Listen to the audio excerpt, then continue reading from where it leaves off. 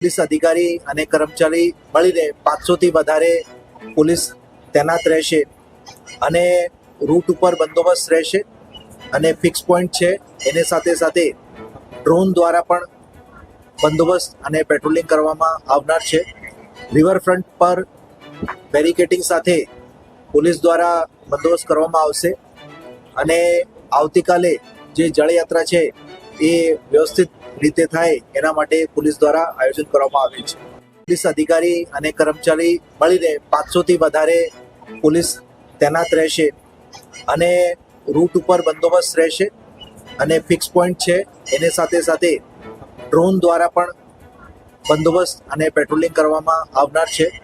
Riverfront પર barricading સાથે police દ્વારા બંદોબસ્ત કરવામાં આવશે અને આવતીકાલે જે જળયાત્રા છે એ વ્યવસ્થિત રીતે થાય એના માટે પોલીસ દ્વારા આયોજન કરવામાં આવ્યું છે.